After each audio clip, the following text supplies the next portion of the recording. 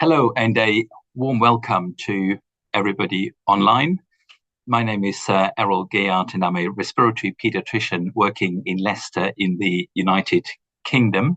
And I would like to thank Özge and the ATS for inviting us to present cases today. And I'm delighted that Dr. Maja Jurca, Dr. Caroline Poulter are presenting cases, and I'm joined by my colleague, Dr. Manisha Ramphul, who will be a discussant. And so without any further ado, I will be handing over to Dr. Jurca, who is going to present the first case. Thank you very much, Erol. Thank you, everyone, for this opportunity. And first case is talking about a now almost 10-year-old boy with consistently low saturations and the path toward finding out about its etiology.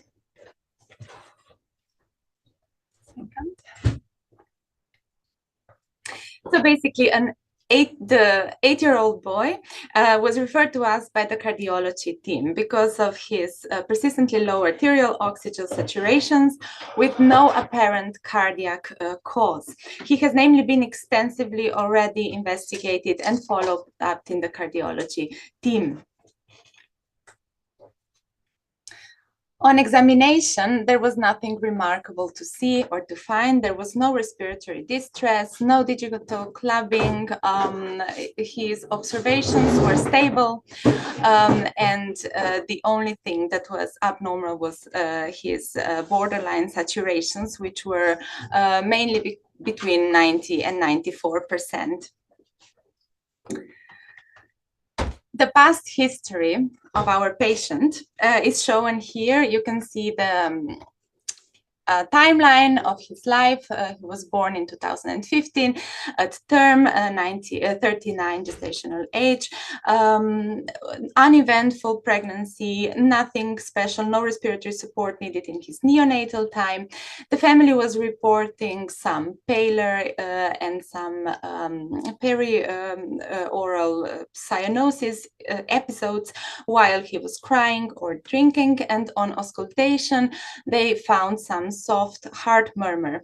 That's also why he was then referred to the cardiology in the first place.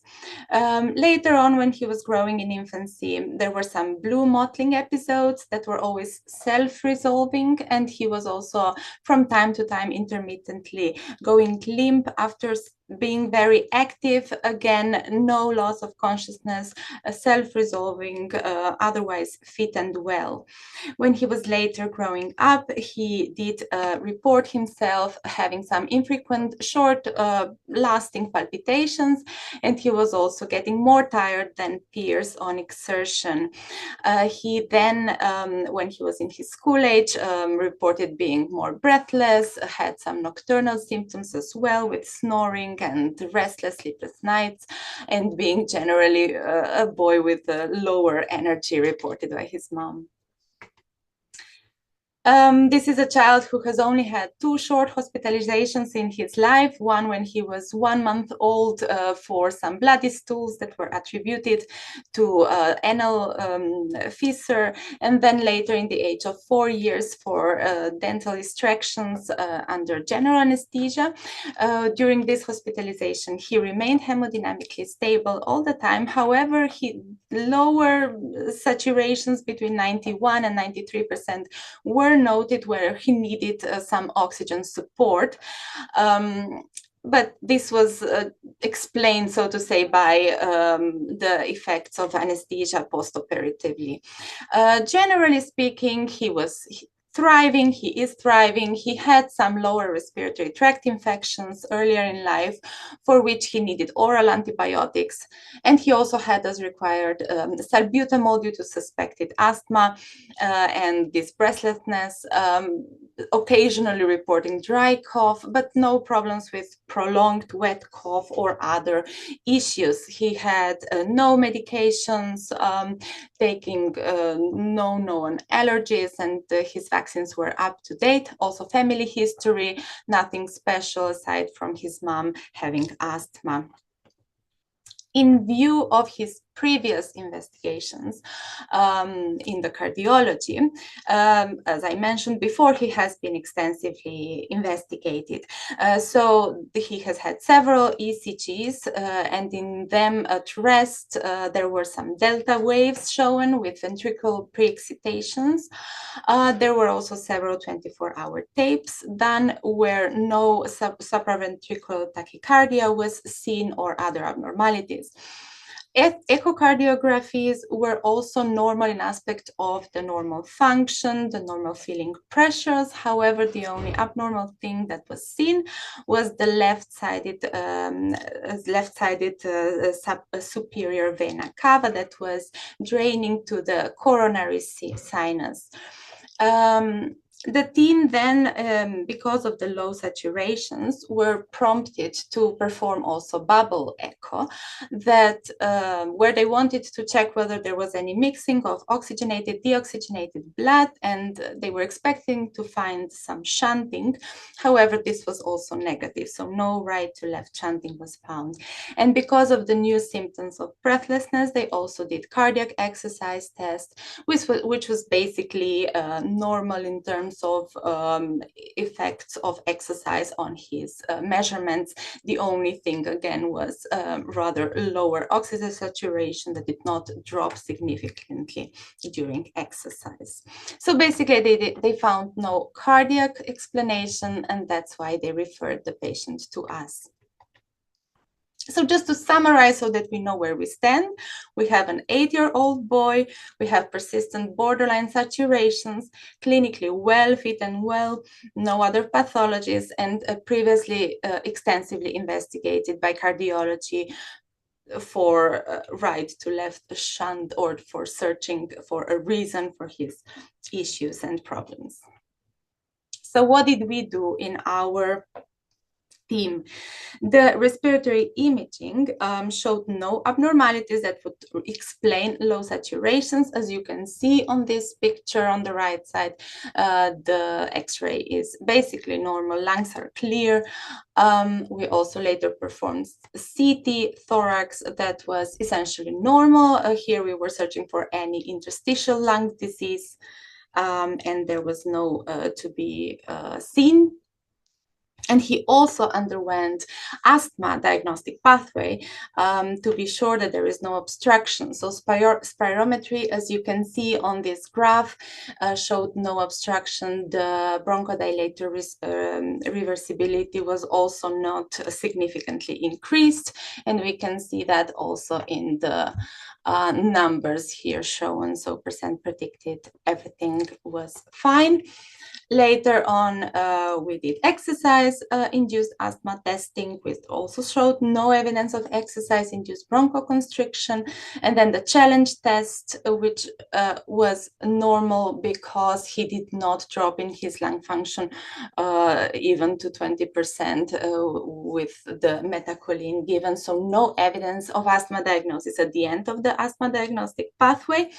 We also performed plethysmography that showed predicted ranges of lung volumes. So again, everything was basically normal to this stage with his exercise, so to say, related symptoms. We also performed CPAT, and that there was some drop in oxygen saturations compared to the baseline of 92%, but no significant changes in ECG. However, this was also then later repeated, and both times he gave only submaximal efforts, so he didn't reach his maximal heart rate. And I just want to show on a bigger and nicer graph with numbers. The orange yellow part is basically the saturation. We see here we are even below 90% of SpO2 that remains, so it doesn't even drop, but it doesn't get better through the testing. So then the first cardiorespiratory sleep study was showed some mild evidence of obstructive sleep apnea with AHI index of 1.3 and quite significant time below the saturation of 90%. This was later on repeated in half a year. That was not again confirmed. And we also did oxycapnography that did not show any hypercapnia. Again, the only problems were this persistent, consistent, constant lower saturations, ODI 4 of 5.4. At this stage, we decided to put the patient on home oxygen of 0.5 liter per minute and then repeat the oximetry studies. This is where the surprise came to see that with the incremental increase of oxygen therapy basically giving him more oxygen and repeating the studies, there was no change in the saturation. As you can see here in the table, basically between 90–93% we stay there, and the time below 94% is significantly high. This is where we have to expand our differential diagnosis to think what else could be the reason for these problems. I also wanted to show the trajectories of two of them from the table, so you can see the saturations were around 90%. This one the end of June and this one at the beginning of July. This line is at 92% here. So what could be the reason for chronic persistent lower saturation? Cardiac, we really covered it all, so definitely no evidence for pulmonary hypertension, cyanotic congenital disease, chronic heart failure. Respiratory as well, as you could see in our studies, nothing significant or relevant. He was a bit, so he was overweight, but not to explain obesity, hypoventilations. There is no high altitude and no neuromuscular problem. So we come to the hematology and have to think of chronic anemia or methemoglobinemia as a possible reason. At this stage, we did indeed confirm that to see increased elevated level of methemoglobin in the capillary blood gas, where the pH was normal, PCO2 was normal as well, but we can see it should be basically below 1.5% and it was 16.4. And at this stage, we referred the patient to the hematology, where he underwent further investigation. The most important, of course, they checked for hemolysis markers that were normal, but the G6PD screen showed no deficiency, which is a very normal, very important thing to exclude the combination of the two. And the full blood count with biofilm was practically within the ranges, and we also sent bloods as well as referred him to genetics to search for congenital reasons, and this has not yet happened, so we are still outstanding there to have more answers. So just to understand, methemoglobinemia is a rare condition. In the last multi-center retrospective study from last year, it was shown to have the prevalence of 0.0015%. It's basically the condition where the hemoglobin's ferrous iron is oxidized to a ferric form in the heme, so hemoglobin is unable to bind oxygen effectively. This is why the tissues do not get enough oxygen and we get hypoxia. The diagnosis can be, of course, made already clinically and through investigations, observations, bloods. There were, in his case, no reports of very dark blood, which could already show this, but some of his symptoms retrospectively could be explained by this diagnosis. From investigation, mainly it's important to see this, what we saw, that there are low saturations on pulse oximetry noticed in spite of increasing oxygen delivery and therapy, as well as, of course, methemoglobin that is high. Here it's just important to mention that the golden standard to measure methemoglobin is so-called co-oximetry, where also the instruments with multi-wavelength spectral photometers are used, as you can see on this graph, where different kinds of hemoglobins are investigated. Because of the saturation gap in this case, which is of course a rare condition, the pulse oximetry is not completely reliable, as there is some discrepancy between the PO2 and the saturation, the PO2 in the arterial blood and the saturation measured by pulse oximetry. And it's important to have this kind of instruments where the fractional and functional saturations basically align. Where we can also distinguish types of hemoglobin, not just seeing the, so to say, proportion of oxygen that is on deoxygenated hemoglobin or oxygenated.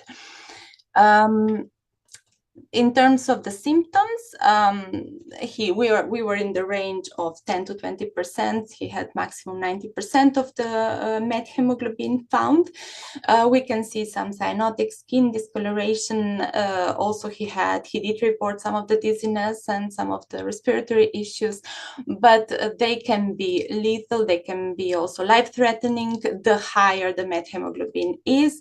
And that's why it's important to know that there is one antidote known, methylene blue, which is given in more severe cases. Otherwise, we basically treat patients with supportive therapy, oxygen, IV fluids, exchange transfusion, and it's very important to warn the patients about the signs of hemolysis so that they know when to come back. So this is basically the description of our case, and thank you for your attention. If you have any questions, please let me know. Let us know. Thank you very much, Maja. That was brilliant. I could see that Laura's put a question in the chat about lung diffusion capacity. I think the child didn't quite get that far. Largely because there wasn't any lung disease on CT and on chest X-ray, which doesn't completely, of course, exclude a diffusion problem. And I think that probably would have been one of the investigations pending, but I think the diagnosis popped out before we got round to doing that. I couldn't see any other questions in the chat at the moment. So right, Maja, you need to unshare so I can share my screen, please. Brilliant. Thank you. And this should go in the presenter mode. So I will be providing a little bit of background on methemoglobinemia in the context of this child. So this is a rare blood disorder where the concentration of methemoglobin is increased, as it says in the name, and the concentration we would normally expect in normal people is approximately 1%. And when it's caused by a genetic mutation, which sometimes it is, then it can be considered as a hemoglobinopathy. So a little bit on background physiology, pathophysiology. So hemoglobin is a tetrameric molecule and it's in red blood cells, and there is a diagram shown in the middle. And in each of the 4 hemoglobin molecules, if you want, that the 4 components that make up the molecule, there is an iron compound that sits in the middle. And that iron compound is normally in the reduced state as 2+, and that is how it can carry oxygen.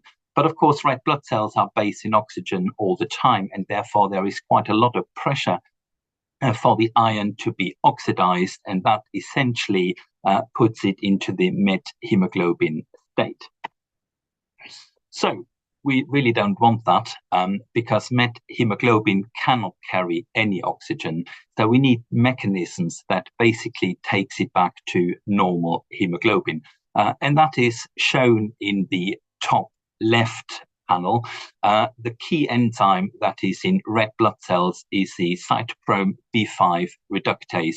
And that enzyme is essentially working hard, shifting electrons, and this is all about electrons, and I'll come back to that, to essentially put the iron back into its reduced state and keep it at 1%. And in the left bottom panel, you can see the enzymes. It works with NADH. I'm not going to try and pronounce this here, but that essentially gives up an electron that's passed on to the cytochrome B5 reductase, and that passes it on in turn to the oxidized hemoglobin, bringing it back into its reduced state where it can carry oxygen. And this pathway is really the only physiologically important pathway for methemoglobin reduction, putting it back to normal hemoglobin. But of course, there is the other pathway shown here in orange, and I point to with a red arrow, and it's the NADPH methemoglobin reductase. So this is an alternative pathway that also shuttles electrons around.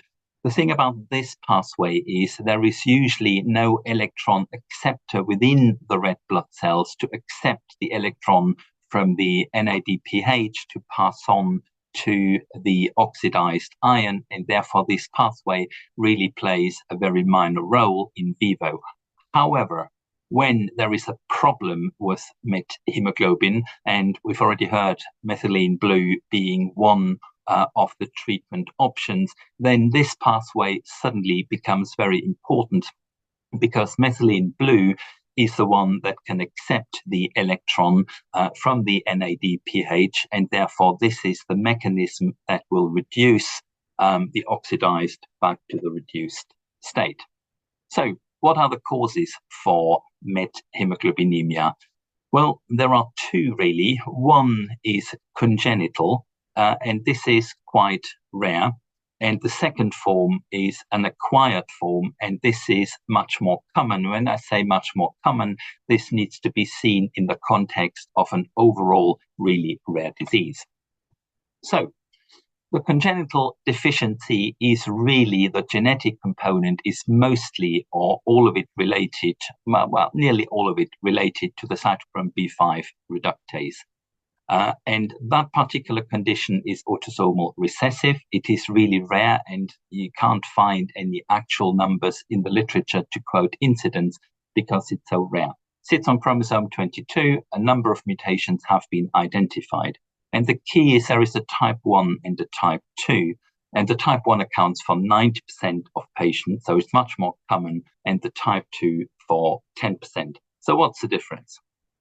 So type 1 is restricted, so the enzyme deficiency, the cytochrome B5 reductase problem is restricted to red blood cells. And what essentially happens is that with this mutation, the isoforms are slightly less stable and they get internally recycled more quickly.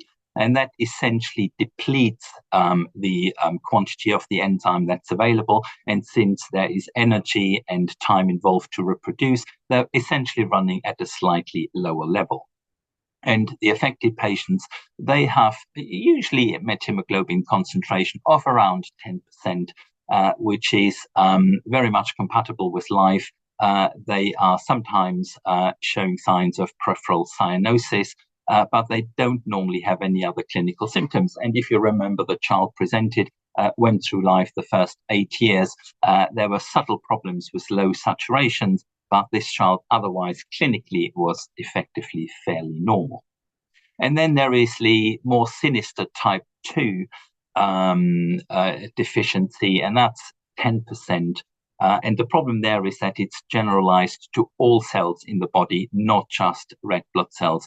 And this comes with comorbidities, mostly developmental delay, but also complicated neurologic manifestations. And this is linked to poor life expectancy. And most of these children, unfortunately, die in infancy. And then there is the hemoglobin M. This is autosomal dominant and is a different mechanism. This time there is mutations in the alpha, beta, or gamma globin genes within the hemoglobin. And what that essentially does, it changes the configuration of hemoglobin and very much favors the oxidized state, essentially methemoglobin. And that is very, very difficult to reverse. And I'll come on to that a little bit later when we talk about treatments. So very different mechanism. There is more than 10 variants, and they're named after their geographic discovery. I think some Boston and other cities, essentially. Affected patients, again, have approximately 10% methemoglobin. They're often showing quite pronounced peripheral cyanosis, but usually don't have any other clinical symptoms, fortunately. And then there is, as I alluded to, the much more common acquired methemoglobinemia. And we're not going to run through the entire table 1, but you can see the compounds that if patients get exposed to can cause this problem. And of course, patients who have a, say, congenital methemoglobinemia, they're of course much more susceptible to these agents, and they need to very much avoid them. But cocaine-based anesthetics and dapsone, which is an antibiotic that isn't commonly used, certainly not Europe, North America, account for over 50% of cases. Sometimes it can be idiopathic with systemic acidosis, and dietary nitrates in well water also very well described, but probably not hugely common. So a little bit on what happens to oxygenation when there is methemoglobin in the blood. Essentially, it shifts the oxyhemoglobin dissociation curve to the left.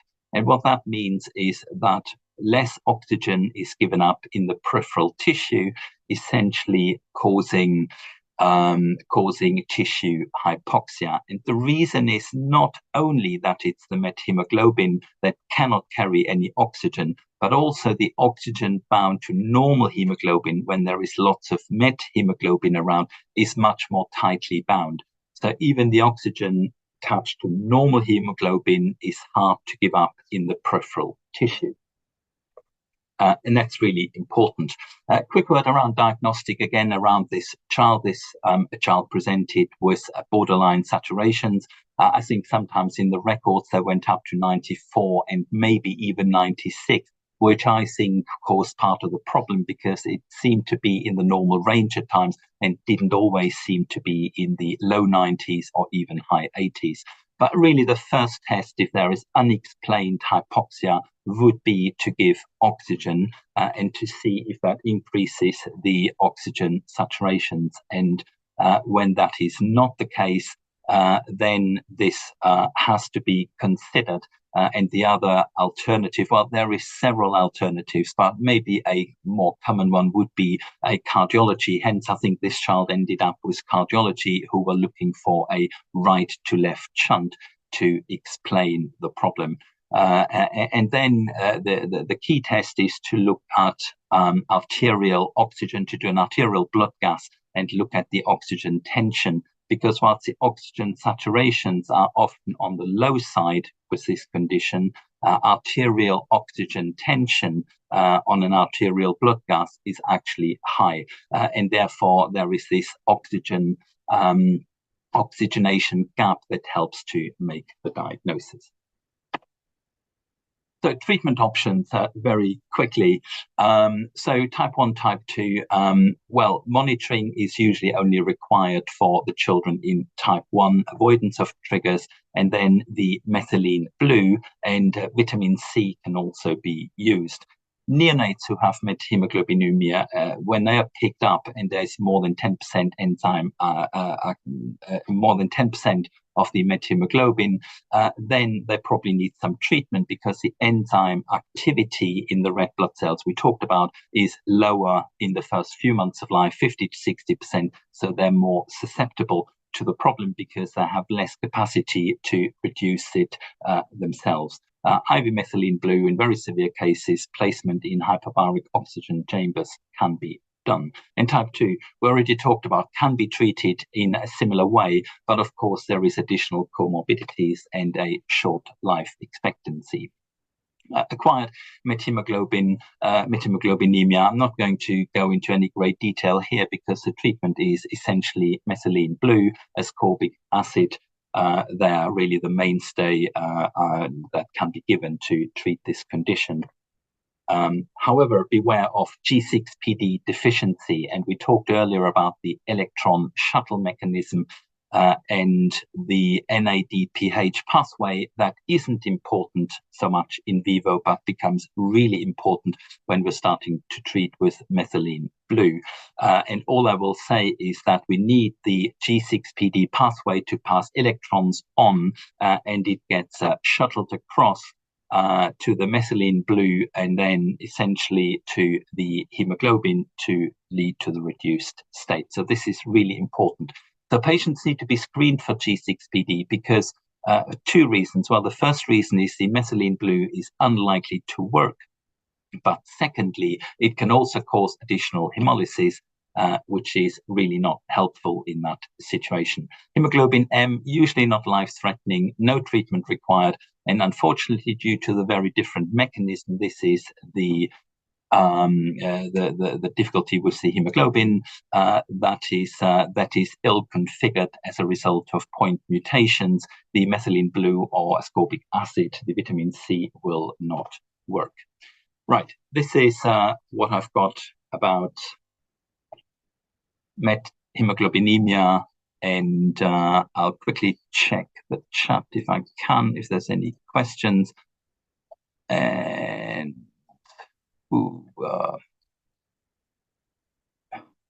right, stop sharing. Right, sorry about this. Let's have a look.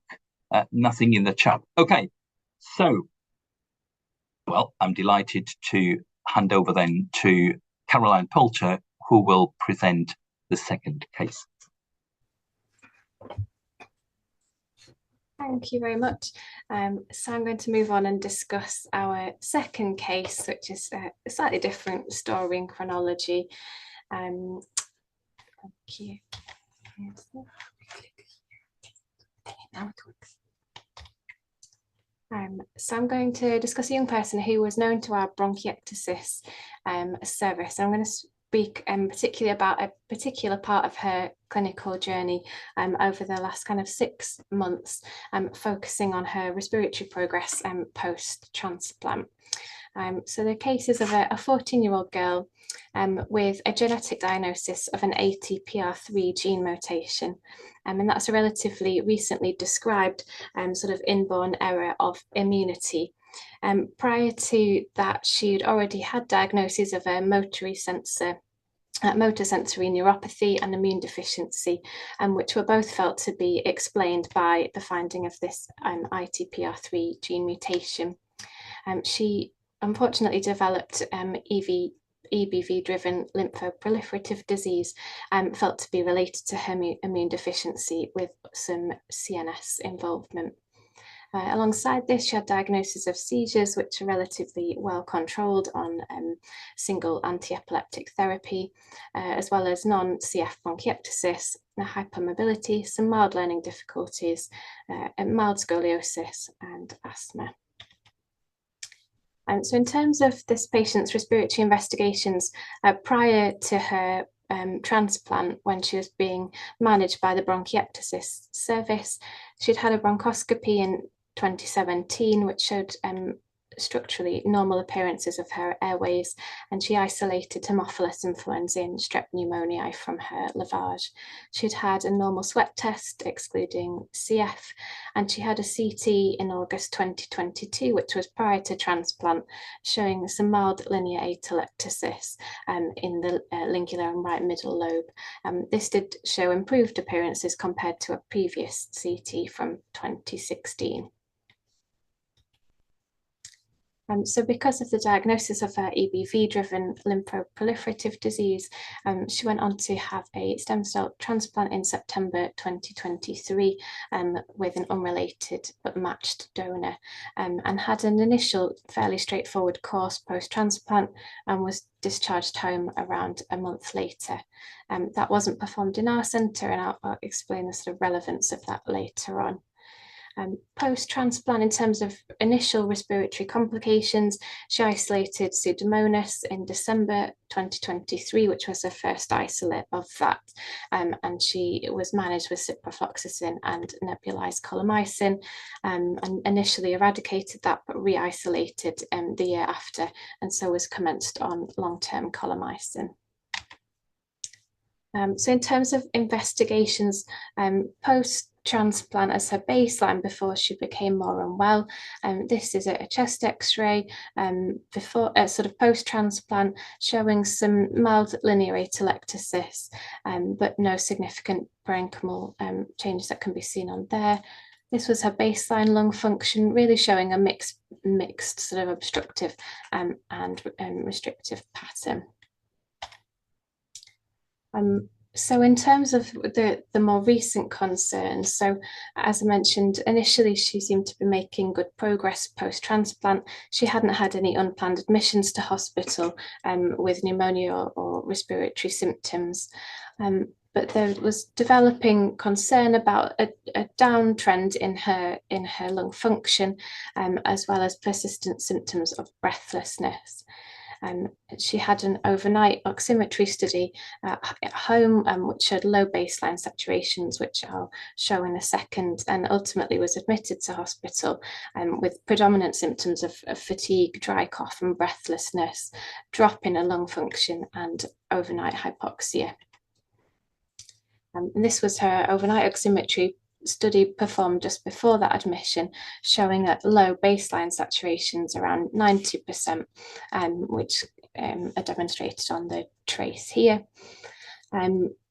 She did have a capillary blood gas as well as an oxycapnography study around the same time, which showed this was a predominantly oxygenation issue, and she didn't have a raised CO2 over that time.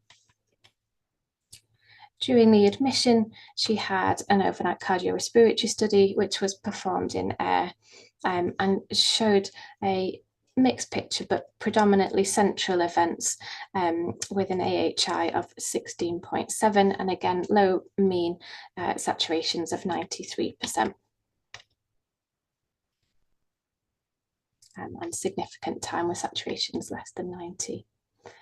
And this was her lung function near the start of that admission, and which showed the significant drop in her FEV1 down to 34% at lowest, which was a concern and raised suspicion of a range of different differentials, which I'll come on to in a second.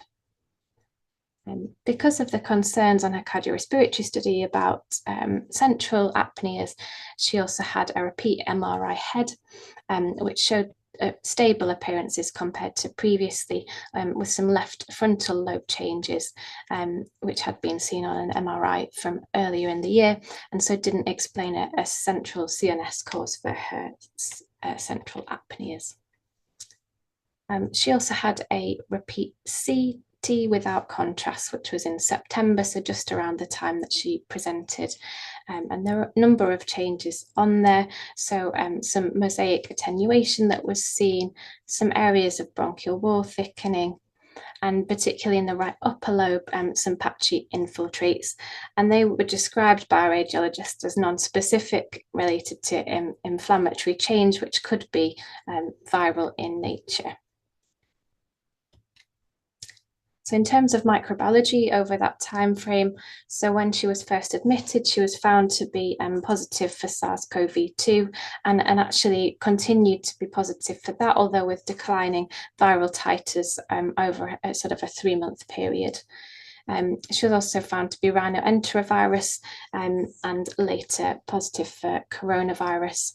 She also developed shingles during the admission and was found to be positive for varicella zoster. So when this young person initially presented to hospital, we'd commenced supplemental oxygen. We managed for an infective exacerbation of bronchiectasis with tazocin and tobramycin based on her Pseudomonas sensitivities, and later started a course of remdesivir after discussion with immunology colleagues, and she had a 10-day treatment course of acyclovir. But we were concerned that really things weren't progressing as we might anticipate if this was a typical infective exacerbation. Her baseline saturations remained low and we didn't really see any improvement in her lung function. So we wondered about alternative causes for her presentation and decline post-transplant. We had a number of MDTs with colleagues, both based in Leicester and at Great Ormond Street, where her bone marrow transplant was performed, and with microbiology and virology teams across both centres to try and reach some consensus about the next steps of her management. That proved relatively challenging, and so we had a number of different discussions about what the next step should be. So in terms of sampling, so this young person doesn't really expectorate, so obtaining good sputum samples was a challenge. So we did discuss potential need for a bronchoscopy and a further lavage. However, given her lung function, we're concerned about the risks of anaesthetic associated with that. We also talked about potential need for biopsy to look for sort of evidence of some of the differentials I'll come on to in a second. However, again, that was felt to be quite high risk given her symptoms. We talked about extending our antibiotic course for a longer duration of time, or making the decision to empirically treat with steroids and assess the clinical response.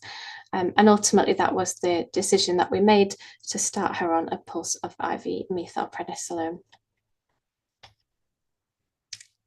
So these were some of our differentials that were discussed in those MDTs. So infection, we knew that she had COVID from respiratory secretions, but whether there was another atypical infection or this was just an atypical response to a typical infection. We wondered about neurological issues to explain her deterioration, so respiratory muscle weakness related to deconditioning and her mild scoliosis, or a central issue related to progression of CNS involvement. We also had a number of discussions about potential for this being pulmonary graft versus host disease.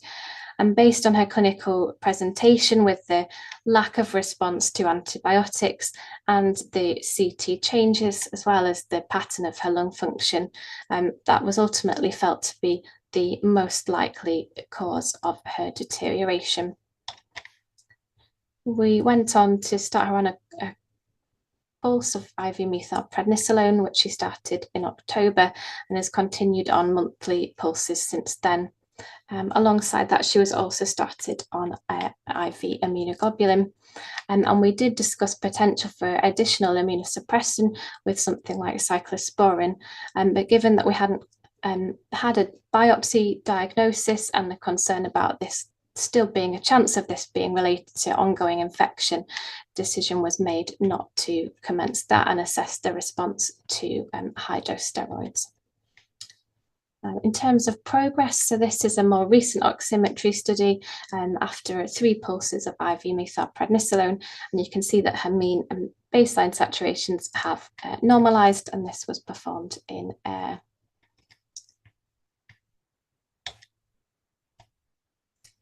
This also shows the trajectory of her lung function over that time period, so pre and post transplant when she was admitted to hospital. when she had a first pulse of methylprednisolone, and the dip that follows in sort of early January time is related to her being positive for rhinoenterovirus at the time.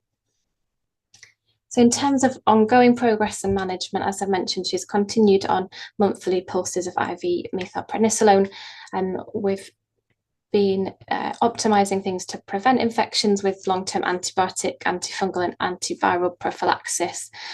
She's now come out of supplemental oxygen, optimized nutrition, ensured that she's adequately vaccinated, and she has a respiratory escalation management plan and a plan to be admitted for IV antibiotics every 3 months.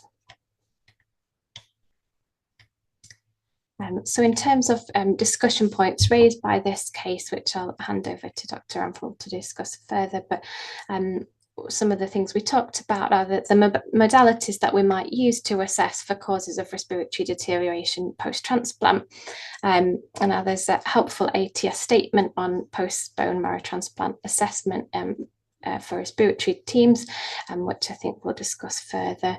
And also just as a wider point for discussion about the implications for us as respiratory paediatricians about potentially increasing numbers of young people undergoing transplantation and the respiratory sort of sequelae of that. Thank you. Thank you, Caroline. That was great. I can't see any questions in the chat, any additional ones. So yeah. My co-discussant, Dr. Manisha Ramphul, will discuss the case. Lovely. Thank you, Caroline. So as you have just very nicely pointed out, this was a really difficult case from different angles. So just to recap, what are the respiratory complications of the bone marrow transplant? And it can come from many different factors. So it may be, first of all, iatrogenic, or we're talking about chemotherapy-related pulmonary fibrosis, worsening of bronchiectasis. Is it because of respiratory infections? As you've mentioned, there may be a variety of different triggers, viral, bacterial, fungal, and trying to pinpoint and trying to be really, really meticulous about trying to look for those infections.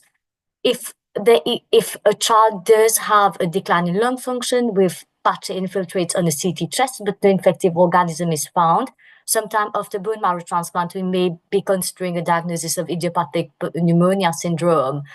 But what this case has highlighted is what is a really rare complication, but can happen, is graft versus host disease, and specifically graft versus host disease in the pulmonary tissue. And that tends to manifest itself in this as bronchiolitis obliterans. When we've talked about infections, there are different infections which may happen at different stages after bone marrow transplant. They include early infections, and that is usually within 1 to 6 months post-transplant, because that is when the child is going to be on maximal immunosuppression. And these can range from any hospital-acquired infection or other opportunistic infections. Late infections include rarer pathogens, but things like Mycobacterium, PCP.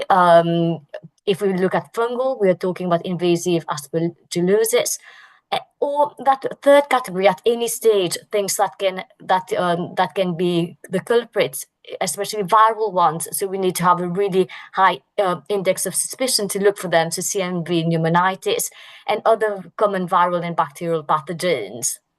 Coming to graft versus host disease specifically, it occurs commonly after solid organ transplant, but it is very rare, rarely seen following a stem cell transplant.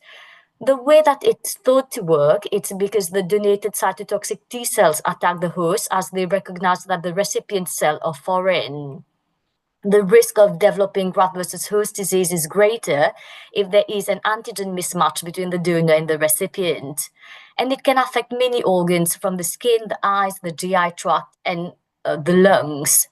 When we look at pulmonary graft versus host disease, it affects about 14% of those children who have chronic graft versus host disease. It's not one of the most commonly organs to be affected. And when we're talking about pulmonary graft versus host disease, we're looking at a picture of bronchiolitis obliterans. But really, the incidence may be underestimated, and I'll come to that as to why that may have been the case over the years. It can be acute or chronic. It has rarely been reported in the literature as happening as early as a month after the bone marrow transplant, but most cases when they occur around 6 to 12 months post-transplantation, which is where our child is. And almost all patients display symptoms and signs of graft versus host disease in other sites because those other sites are more common. So again, that explains the diagnostic dilemma that we had as to whether this is graft versus host disease, what that we're talking about, but just isolated in the lungs because this child doesn't have any other features of graft versus host disease. As we said, it is rare. It's usually late onset, and it is usually a non-infectious pulmonary complication of a bone marrow transplant. It manifests itself as having progressive airway obstruction due to a variety of different factors, but there is subepithelial inflammatory and fibrotic narrowing of the bronchioles, and it is unfortunately associated with a high mortality rate, and for children who do survive, a marked reduction in their quality of life. The onset of bronchiolitis obliterans post bone marrow transplant can just creep on. So what tends to be advocated is, rather than just relying on symptoms and signs, which may be late in presentation, to try to do routine spirometry to try to detect those changes early and detect that pattern of a chronic worsening airflow obstruction. But in some cases, the disease progression can be quite rapid. So if we look at the risk factors for developing bronchiolitis obliterans after bone marrow transplant, they include if the child already has a pre-existing airflow obstruction. So we're talking about an FEV1 to FVC ratio of less than 70%, or in patients who are older, so patients who are really adults to start off with. Those patients who unfortunately catch early viral infections, RSV being one of them, influenza, parainfluenza, within the first 3 months after bone marrow transplant. If we look at the symptoms and signs, so the symptoms can be really non-specific as to how children present. They may have a mild shortness of breath, they may have a dry, non-productive cough. Some may present with wheezing, and some children will report a decreased exercise tolerance. The signs on examination may include wheezing and hypoxemia on objective assessment. So the diagnosis for a number of years has been based on those criteria. So we go by clinically, by symptoms and signs, functional, by doing a variety of lung function testing, looking at radiology, and looking at doing a lung biopsy, which up till very recently, according to the National Institute of Health, should be the gold standard in terms of making the diagnosis.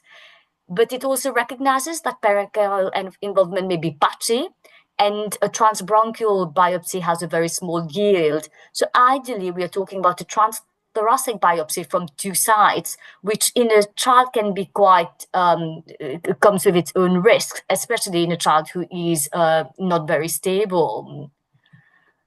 And again, the National Institute of Health for many years has talked about trying to exclude overt respiratory infections before making a diagnosis of post-transplant bronchiolitis obliterans. And to exclude infection, it talks about based on clinical symptoms, radiology, and microbiology. But there has been the very welcome addition very recently of the clinical practice guideline from the ATS, which talks about the limitations with those diagnostic criteria, recognizing that bronchiolitis obliterans post bone marrow transplant may be under-recognized in children because of such strict criteria that we have in place, and that and sometimes that difficulty in trying to fully exclude infection, or if an infection is present, for instance, in our child, the child did have rhinovirus, but does that exclude bronchiolitis obliterans? And probably it doesn't, and trying to find the right balance between putting all those together. So this very helpful flowchart looks at what is currently being recommended. So prior to bone marrow transplant, there's a variety of different tests that are recommended, which includes spirometry, breath washout where it's available, and a chest CT scan. And then very importantly, in the green box, we talk about what we can do in terms of surveillance, which we are gradually trying to implement in our practice. So in terms of routine spirometry measurement, looking at lung volumes, looking at diffusion coefficients, and the regularity at which it can be done. And the ATS talks about reviews up till 10 years after bone marrow transplant. And then if bronchiolitis obliterans is suspected, then in terms of diagnosis, the radiology advocated would be CT chest, both with inspiratory and expiratory views. If the child is stable, to look at a bronchoscopy and doing bronchoalveolar lavages. There is that path which recognizes that in some cases a lung biopsy may be useful, but not in all cases, and then coming to the diagnosis of bronchiolitis obliterans post bone marrow transplant. When we're looking at pulmonary function testing, we look at a variety of different modalities of measurement. We look at new onset airflow obstruction with a decrease in FEV1 to less than 75% predicted, or more than a 10-year decline in FEV1 over less than a 2-year period. If salbutamol is given during the testing to elicit a bronchodilator response, there usually is no response to bronchodilators in bronchiolitis obliterans. There is a reduced forced vital capacity and an increased RV and RV to TLC ratio due to the air trapping. There's a decreased FEF 25 to 75. And if we're doing any functional testing, for instance, with exercise tests like a 6-minute walk test, it is significantly reduced. In hospitals which offer cardiopulmonary exercise tests, again, there will be a reduced peak aerobic capacity for those children. What is emerging to be an early marker of bronchiolitis obliterans is looking at lung clearance index and recognizing that it does get raised ahead of the other markers in a lot of the reported literature. Looking at CT of the chest, we are looking at inspiratory and expiratory films, and those are the most commonly observed features. There's mosaic perfusion due to patchy distribution of areas with attenuated density. There's air trapping, which is what expiratory scans are particularly helpful at identifying. Other less distinct changes, but can be part of the findings. There can be bronchial wall thickening, underlying bronchiectasis, thickening of septal lines, and narrowing of pulmonary vessels due to reflex vasoconstriction secondary to tissue hypoxia. In terms of treatment, a lot of it entails supportive care. So if a child does need oxygen, then they need to be supplemented to target their saturations. We need to be really prompt with the management of respiratory infections in the acute setting. They need to be encouraged to have the influenza vaccination annually, and now post the COVID era to look at COVID vaccination. Airway clearance for children who have underlying bronchiectasis. A lot of the time it is accompanied by poor nutrition, so making sure that there is help from a dietitian for adequate nutritional support. And if there is associated suspected gastroesophageal reflux disease, to optimize treatment for that as well. So when we talk about specific treatment, then what we can look at is high-dose systemic prednisolone for a period of for a long period. That would be an oral option, or we are looking at IV methylprednisolone, which is given as a pulse for 3 days every month for any period from 1 to 6 months. There is, as Caroline mentioned, the potential for immunosuppressive therapy, cyclosporin being one agent which can be used. And in those cases, if the child is already on an immunosuppressive agent, whether the dose needs to be increased, or if the child has come off it post bone marrow transplant, whether it needs to be reinstated. And then other things which have limited evidence in the literature but can be trialed. So inhaled corticosteroids and bronchodilators may be given for trial period, but to remember that if they are not working, then they can be discontinued. In terms of prognosis, unfortunately, it comes with a mortality rate which is significant, and factors associated with mortality include if there is a rapid deterioration in FEV1, if there is a progressive pattern of graft versus host disease in terms of progressive radiological changes or multiple sites being quickly affected, if there's underlying disease relapse, or if there's no response to treatment, that could be to the steroids or to the immunosuppressive therapy. So thank you very much. That completes our cases for Leicester, and we'll look at the questions.